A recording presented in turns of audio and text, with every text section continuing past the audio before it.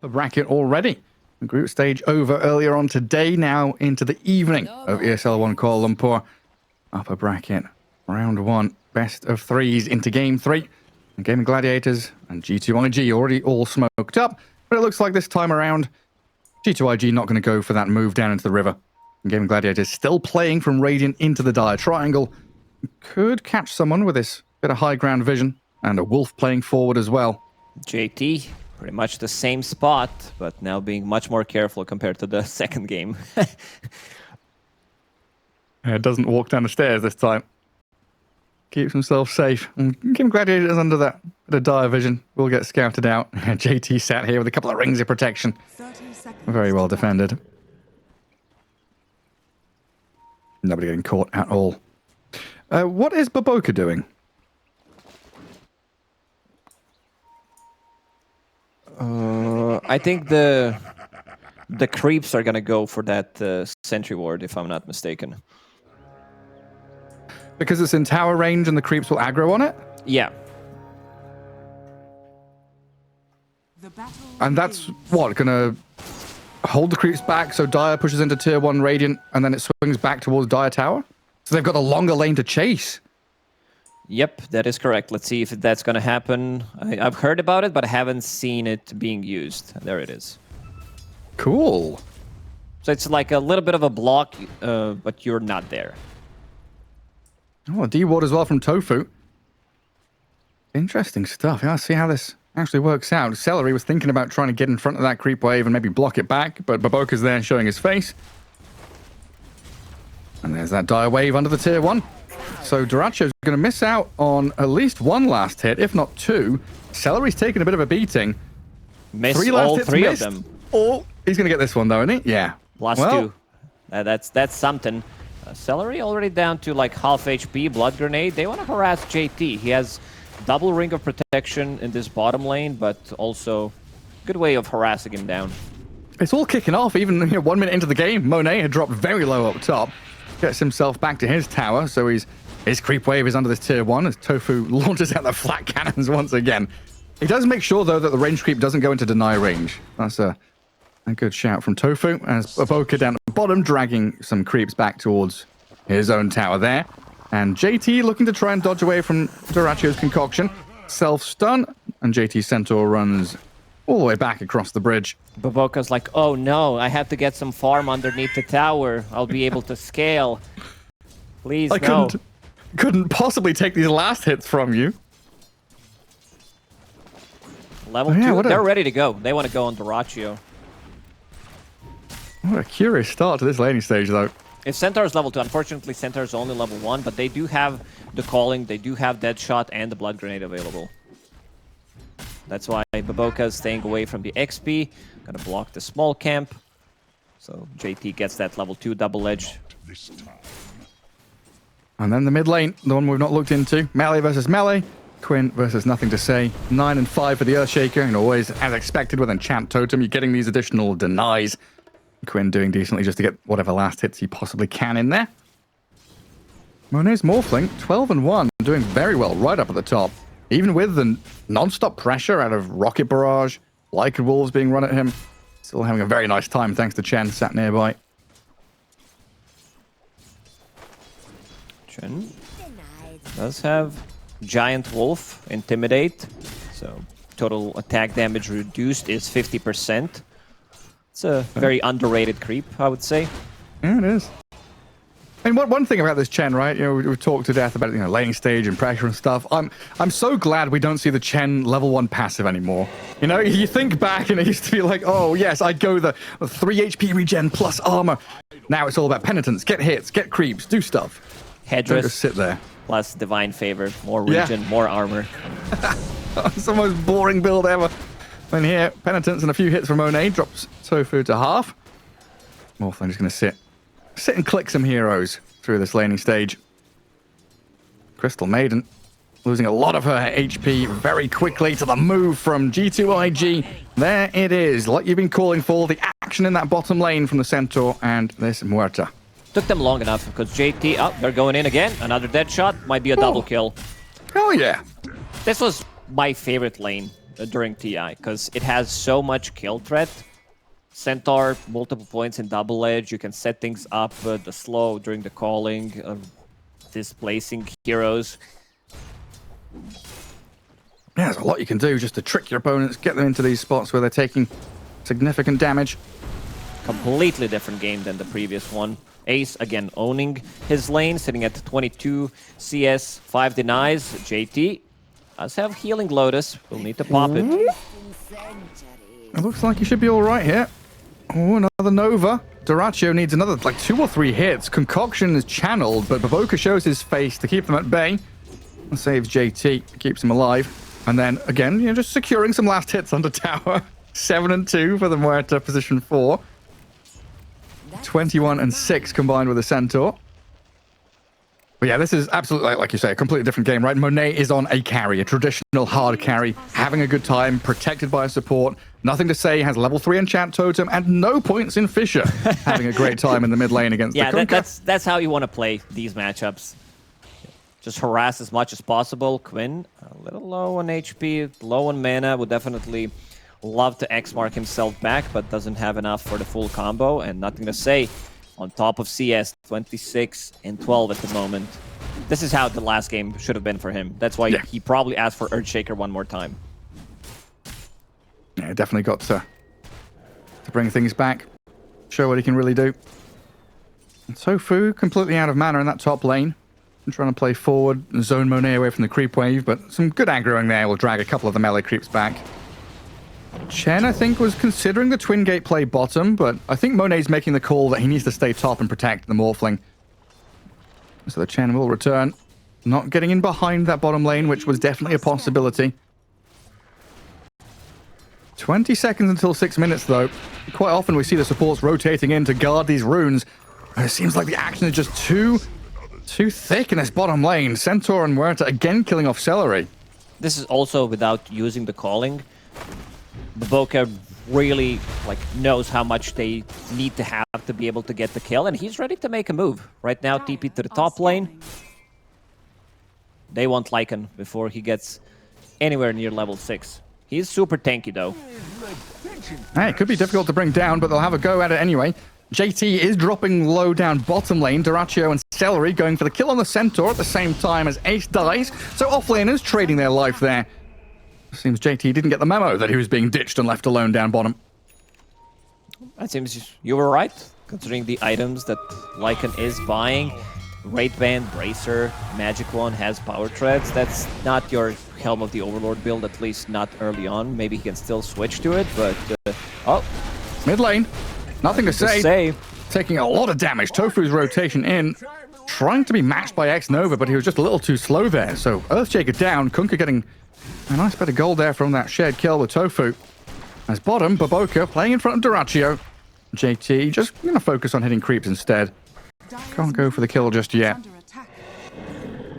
Yeah, quite nice back and forth between these two squads, looking for the openings they can, taking the targets that they see, and a dive in the mid lane. Not done.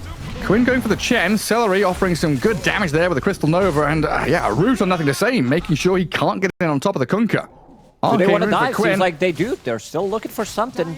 I mean, Monet is battling with Ace up top, and in the mid lane, they go back in on nothing to say. They've got the Torrent, the catch, a bit more damage, Frostbite, they have it, they do, and the boat will fly across, not even required. Maiden will die, but this mid lane has gone from a crushing victory from the Earthshaker into disaster. G2.iG, I think the difference that they needed to make is to send this Muerta to the mid lane instead of top lane, and there she comes. Yeah, coming in to kill off Quinn under the tier 2, sent back by the shot. Now Tofu wanting to trade back, but the level 6 Muerta offering damage with the Pierce the Veil, but the Rocket Barrage. Tofu turns it around, tanking the damage from the tower shots, and still holding Fairy Fire, so he's all right. What a wild ride in this mid lane. He thought he was fine, then remembered, oh no, I'm playing against support Gyro. He has Rocket Barrage maxed out. He hit that level 6 real fast on Muerta, but so will Tofu. Really close to it. All right, boys. Everybody in the mid lane. Let's have it. Let's go. Tofu and Celery, they start off with a Torrent, but no chasing up high ground there. G2.iG brought a couple of numbers to defend their man. Oof, nothing to say. He had a great start, but again, feeling like hasn't been able to achieve much, using Echo Slam, not getting anything in return. The support to a rotation from Gaimin Gladiators that has always been their strength. 6 minutes in, 7 minutes, 8-minute rune, you could expect both of these supports to be around the mid lane. Yeah. And now smoking up with Quinn. Moving top in towards Monet. Ace is level 6, so they've got the shapeshift to chase him. They just need to control him up. X mark. Start off with a torrent. Monet, I don't think he's going to be slipping out of this one. He's going to roleplay as Houdini, waveform, with the Stampede, but the homing missile keeps tabs on him, and that shapeshift closes the gap. Earthshaker has now joined in, the flak cannon doing some good spill damage here onto the Chen and the creeps, and Ace keeps on going, hunting support in the back. Tidebringer hit was a big one there, but Boca drops low as Xanova's courier falls. Tofu gone, and so's JT. 1-for-1 trade, and might be a bit more here for Gaimin Gladiators, though, because they've got this Quinn Kunkka just continuing the fight. Target after target, and even Dyrachyo getting involved. Ooh, Morphling managed to get away with waveform, nicely timed. But still, they're running at them constantly. A lack of damage, I would say. Like this Chen, I haven't seen him achieve much other than securing some of the earlier CS for Monet. And this is also going to be the tower. Ace starting to kill it. 3 points in Wolves. Quinn has been very active, involved in 6 out of 7 kills, moving all over the place, about to finish off his Blade Mill. And now we get into the map state that we saw in Game 2, right? It's a bit of a replication here. We've got top 3 net worth, all Gaimin Gladiators. The Alchemist goes back through the Twin Gate to farm through that long line of neutral camps down south after clearing out the actual wave in that bottom lane. And it's down to G2.iG to make moves. It feels like Gaimin Gladiator is pretty comfortable just to sit and farm and wait for things to come to them. Hide in the trees and see if G2.iG do anything. The question is, who's going to make the move? It needs to be like Baboka, some Stampede action. Earthshaker has no mana whatsoever, and he's getting initiated on one more time. Both supports from Gaimin Gladiators are coming. There, you can't protect him. G2.iG, they had 2 supports nearby, but they're going to lose them both, it looks like. Baboka pops his ultimate, trying to fight back. Losing his Chen and Earthshaker so quickly, though, and Tofu racking up a double kill. Tofu being like the enemy of gaming of G2.iG, because going for the same build for now, you know, casual Fluffy had some Urn of Shadows, putting an extra point in Flak Cannon for the laning stage, and dismantling them completely. X marks the spot, catches nothing to say. Nothing to say, I'll be honest, he seems a little bit tilted after what happened in the second game, and now in this third game. He's getting no help whatsoever in the mid lane. The help comes way too late. Yeah, like they're in the vicinity, they're nearby that Ancients area, but he just gets dived and run at by these very quick magic damage dealing heroes from Gaimin Gladiators. Now smoked up again, just bouncing back and forth, playing off of Quinn, playing off of Ace, knowing that the strength of their heroes allow them to play with some serious pace here. And nothing to say, he's been caught again, you know. Tumbler's toy up to high ground, not going to save him from this torrent and homing missile. Earthshaker, he's just being crushed. Oh, it's a good Stampede. Can they wrap in behind? It looked like the Crystal Maiden was getting close. Could slow him down here with a Nova. Another X-Mark. Dyrachyo is here now. Getting cleared out by Dyrachyo, you're right. Burnt alive by the Radiance. Hand of God is there to buy a bit of time. Monet now joining in as well. G2.iG scrambling to bring numbers into this fight. They defend themselves, keep Earthshaker alive. Looking at Tofu as a kill on the Gyrocopter as the one they can take. But it's still a struggle. Every little move that G2.iG make, yes, they get a support kill, but now they're going to lose something in the trade. X-Mark into both there from Quinn. The shapeshift from Ace will kill off the Chen. This was a fight where Ace did enjoy until the very last moment. JT's trying to farm up in the bottom lane, and you see Dyrachyo very selfless as a carry. As soon as he gets that Radiance, he wants to put even more pressure on the map. G2.iG, they don't have any breathing room. Like they need to get those items up. Right now, Morphling, he doesn't have a single item. Getting closer to his Lincoln Sphere to be able to protect himself against X marks the spot, Concoction, spells from Crystal Maiden, but these are very far away. And also JT, even though they had a really strong lane, he hasn't been able to achieve much. these Stampedes, mostly defensive, they want to put some pressure onto Alchemist because the way I see it, Network, it keeps increasing. Gaimin Gladiators, they're going to hit an earlier timing again. Yeah, they are. Like 7k ahead. Stealing out Ancients, clearing stacks on the dire side of the map. And Ace, this big bad wolf, he's going to be chasing these little piggies all across the map, huffing and puffing. No matter how many Fisher brick walls you put up, he's going to break them down one way or the other. Oh, look at that homing missile. Oh, yeah. Yeah, little robot. A funny little dance and run on his way through that dire base. But again, so much rests on the shoulders of Nothing to Say. His Blink Echoes, they are the primary form of initiation. He will get a catch on the Maiden here. Still alive, though, Celery. Turns and fights, though, Celery. Celery just stands and bursts him down. Now they move on to JT as well. The Stampede will get him to safety. But you're playing on your side of the map and you're losing heroes like that. It's got to feel so bad. Yeah, they were waiting for Stampede, for Xmark the spot to finish. That's why we said during the draft, usually it's the other way around. Feels like a little bit of a counterplay there, picking Centaur into Conka. Yeah. That's been painful for him. And Alk about to crack 10k net worth 14 minutes in. Blink Dagger's ready. So this pace is only going to increase. Ace with the Echo Saber, outputting a lot of damage himself. Oh, he's been given free reign just to do what he wants in these team fights. And once more, it's one of those problems, right? Thinking, game one, JT had a good time on Meepo. He was opening fights, he was unkillable. Giving vision, breaking fights open, and allowing people to jump targets they want to. In this game, game two and this game, IG have really struggled to find that bit of vision, that bit of intel, information on where Gaimin Gladiators are. They just hide in the fog and wait. Network keeps increasing. They need to get some kind of a jump. There it is. Oh, the shapeshift's out. Ace, chain stunned. Oh, he's slipping away from them, out of the grasps of G2.iG, and now in comes Durantio, straight down the throat of this Murta. A lot of damage even through the hand of God. Does get pushed back by the fear, but look at Ace. And the other side of the fight, clearing out the Chen, and Nothing to Say he's been caught by Quinn. The lane matchup that Quinn was meant to get dominated in as he turns it straight back on his counterpart. Muerta gets away from Durantio up top, but another disaster, tragedy strikes once more. Dire team can't get anything done. Gaimin Gladiators way too strong at the moment, and Kunkka has another displacement tool. Tidal Wave has half the Aghanim Scepter.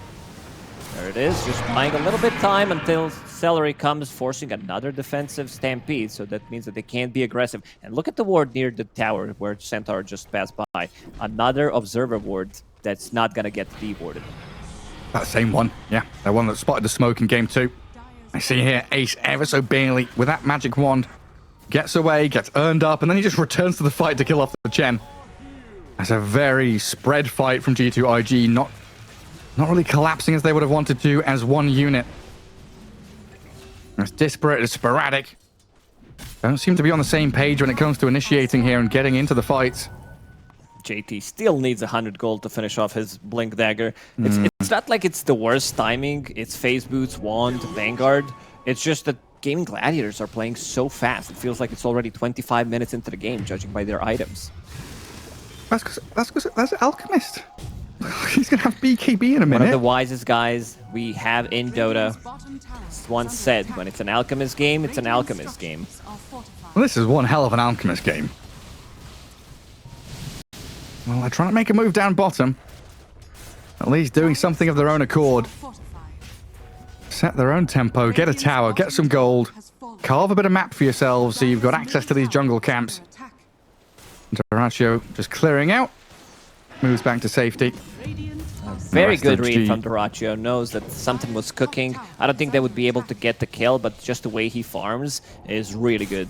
Turning off Radiance when there's nothing happening so that other heroes, if they're smoked, they don't see him. So pretty smart thinking from Alchemist. Not too much here to stop them clearing out of tier 2. G2.iG are smoked. Radiant Vision there. Not going to see JT moving forward. This smoke could catch Gaimin Gladiators unawares as they make the move on Quinn. Half HP, Fisher to stun him up. Still tanky, need the Echo Slam to finish him off. That is a huge kill for them, but the turnaround from Gaimin Gladiators, the two supports with a cooldown, and the freezing field blows up Baboka. They lose the Maiden, though. The rest of them in the back lines, clearing out X-Nova with Ace, diving deep to hunt the He has no squishies. mana for stun. That could have been a kill. Maybe if he lands a stun. Ace is super tanky, 2.5k HP, but they could have stun locked him. Gives enough time for Earthshaker to get close by. Muerta is not feeling herself in this game. You're like, okay, I'll pop the ulti, maybe survive a little bit longer, but Tofu, every single time, he's on top of him. Rocket Barrage, Spirit Vessel, Hold Down. All those abilities making his life very difficult. And we talked about Baboka, that he wants to scale. He already played Muerta at this tournament and going for pretty much the same item build, trying to pick up some Shadow Blade so that he can try to scale, deal some damage, but very low on levels, level 8 only. It feels super important there. Monet gets the kill. Does turn into the gyro for a level 1 flat cannon. A bit of spread damage from the Morphling. But at what point does Monet feel like he's the big bad boss in this game? Needs at least another, like, 2 items, but things are not too bad. Monet, you know, in the middle of the pack, he's playing against Alchemist, so you can't match the pace that Alchemist is farming with Morphling, unless you're having, like, some Giga Chat game where you have, like, 5 kills, Hand of Midas or something. But right now, he's in recovery mode, about to finish off his Manta style. Morph can carry this game. They need a couple of more of these good fights. Everybody's got to support the Morphling. We see the net worth of the Centaur and the Earthshaker really starting to dip now. They're flagging, getting behind everyone else. Just nowhere to be on the map. Top portion all belongs to Monet. You can't play mid, you can't play bot. And that's the pressure from Gaimin Gladiators, hemming G2.iG back. Basically forcing them to bunker in their base. While Dyrachyo just continues stacking coin after coin in his big old bank account. Absolute monster. And JT, blink on CD. Minutes. Oh, he's spotted by Quinn. Oh, JT. Sad times for the Centaur. Surrounded. Maiden and Kunkka both here. He'll stampede. He's reasonably tanky, actually. Meanwhile, though, Dyrachyo going alone. 1v3, killing nothing to say. Has BKB, so he's good to go. You can see Monet doesn't even want to try. Yeah, that's got to be pretty tilting for the Earthshaker. Just run out by the enemy carry, by your tier 2, next to 2 supports, and you still die. Yeah, Baboka can't really help him there with Shadow Blade. Maybe a dead shot would do it, but yeah, extremely greedy build coming out from Baboka. Try and be that additional carry. Roshan time now for Gaimin Gladiators into the pit straight away. Well, G2.iG just gonna kind of be relegated to taking their own Tormentor. X-Nova has the Hand of God to survive through it, and Baboka salving too. Could have been a double kill for Tormentor. There's no Hand of God. Both him and Baboka were very low.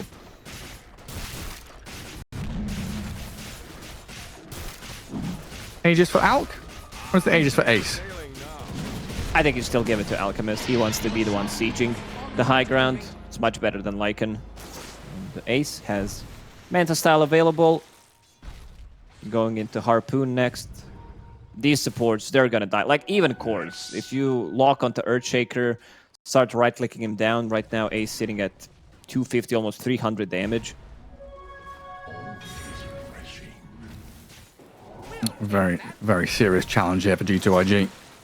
One that they have not faced really so far through the tournament. Had a pretty clean run through that group stage. And now going up against the undisputed kings of the DPC. Gaimin Gladiators showing up post-TI. And looking very hot here in game 2 and 3. Very crisp moves as Monet a little out of his base here. Does feel it. Quinn. Waveform's back. Quinn wants him. He wants him. Wants Water Boy to taste his water park. Where does Kunkka get his water from? He's just running around carrying bottles, spiriting it from the ocean. It's got to be seawater, right? It's not some. It's not nice, fresh glacier water. He's not wasting, you know, the fresh water. This is some nasty, dirty, salty water. Don't want to be touched by that. And I like easy tier 2. Love his cosmetic. I've never seen that one on Kunkka. It looks like Davy Jones a little bit. Oh, the tentacles? Yeah. Off to the high ground they go. Straight up, force the glyph. As soon as they get it, that extra armor that level 15 talent gives, plus AC again, plus 11 armor coming out from Alchemist if you're sitting inside Acid Spray. Looks like Morata was thinking about cutting waves. Did get a courier kill. JT's going to clear the one behind as well. TP cancelled by the Kunkka, realizing there's no point going back. So the glyph and the wave cutting seems to have worked for now. Tier 3 dead.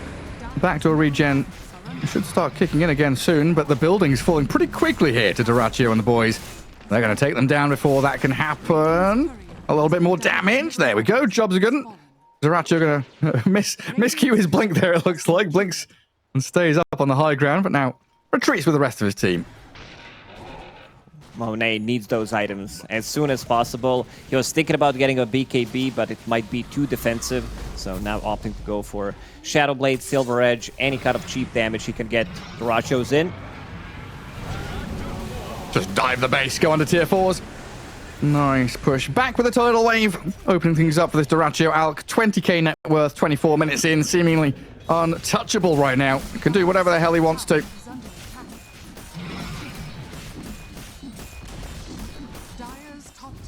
Two minutes left on the Aegis as well, and this is a difficult spot to be in. They've got to make moves, and they'll get onto Tofu. Nothing to say. Blink echoes the gyro, but what next? Centaur's gone. What next? You're just going to lose all your cores now. BKB TP out from the Earthshaker. Centaur dead. So you've busted everything onto this gyrocopter, and Tofu, yeah, drops the chat lines. Of course he does. That's a position 4. It's like watching the replay from the previous game. Alchemist going for the high ground. They're relying on some big echo slam, and they don't get it. They're killing Gyro. Seems like they're still in game 1, thinking about Gyro being the carry. And TS gonna fly one more time. Down he goes. No buyback available. He's got Aegis. He's all right. He'll have BKB when he comes back up. While Celery, a 1v1 between Maiden and Morphling. Monet does come out as the victor in this one. JT and X-Nova jumping forward with a 3-man stun, but Monet cannot do anything. He doesn't have the damage to offer in this fight. So JT initiates for naught. Ace will turn, slice him down like an Alchemist. Hungry beast, just munching on G2.iG in this game, number 3. They want to close it out. Celery is pinging the bottom lane. They want to go and try to end it. You also have lane pushed in since Lycan picked up that shard. And buyback coming out from Celery. They don't have enough damage. Morphling, it's still way too early for him. Yeah, I mean, he needs another 20 minutes or something to really get involved in this match. This one feels all but over. Gaimin Gladiators just looking to put that final nail in the coffin. Clear out the mid wave with a gyro. Push down bottom with the rest. Monet into Alchemist form. And a good Fisher to block the creep wave back. But that shouldn't really stop Gaimin Gladiators. Relentless move. Lane to lane. And pushing in to that tree line on the right. Good call down to scout out and see who's lurking. Nothing to say. Ready to go in. Jumps straight into the back lines. Concoction on the Chen. Calling his drop. Nothing to say. Blinks away. Quinn, though, here, looking to swing it back with That's the gonna water be park. Megas. Mega creep's coming, but he's dying by his own throne. Tier 4 is offering very little safety here to the Muerta, as Mega creeps will start coming here for Gaimin Gladiators, and they'll slowly fall back, retreat, because there's not much else to do in this dire base. They've run out of activities. They can wait for next Roche if they want to take it safe. This is 27 minutes. It's, to secure the first series of the upper bracket, so couldn't really blame them, even if they decide to wait a couple of more minutes. The game is just way too important, but, also knowing Gaimin Gladiators, they could go and say, like, whatever, we want to end the game. They just picked up 2 Titan Slivers, hey? Alk and Lycan both have Titan Slivers. Sick item to grab when you're wanting to finish the game out when you're already so far ahead. Yeah, that's status resistance against Earthshaker, extra damage, magic damage as well. Works out amazing against the heroes that G2.iG have. Now Scotty finished against Morphling, healing from Chen, healing from Hen, almost said that. But yeah, they're gonna finish off the Tormentor, pick up the Shard. Pick up the Wisdom Runes. I heard someone taking a ton of Lotuses as well somewhere on the map. And multiple silver edges for G2.iG. Morphling just finished off his one. There's something in particular they're wanting to break? I don't know. I'm just thinking break their items. It's because the game looks really over. It's more about the damage. Like, I think it's more about them being able to lock onto these supports and kill them instantly. JT forced to use Stampede. Oh, the harpoon. There's no running from the big bad wolf. Dragged into the X mark and taken down with no buyback as Durantio goes past the throne straight onto X Nova's Chen. Morphling, Baboka, nothing to say, hiding and cowering in their fountain as Gaimin Gladiators start to go to work on these tier 4 towers. Chen gone.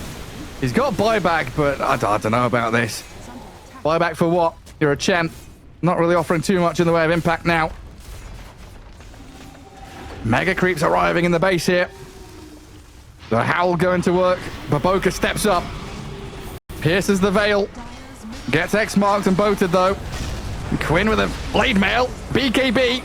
Nothing to say, tries the Blink Echo, but doesn't get anything done at all. GG called. Somewhat of an anticlimactic finish to this best of 3. Game 1 started out with a bit of spice, but it got